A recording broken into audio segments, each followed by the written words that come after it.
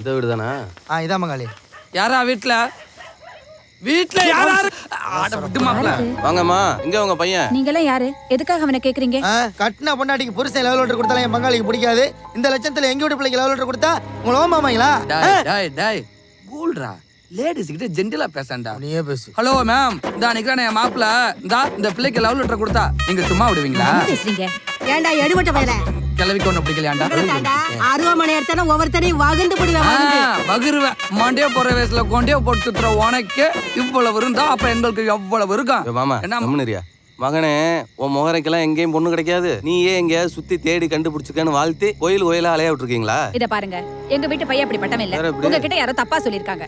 யாரது இண்டிசென்ட்டா கத்துறது? வாடா, நீதான் லெட்டர் கொடுத்தியா? வெள்ளலிக்கு பேண்ட் சட்டை போட்ட மாதிரி இருக்கேன். ஏண்டா, லவ் லெட்டர். அவங்க வீட்டு பொண்ணுக்கு ஏதாவது லெட்டர் கொடுத்தியா?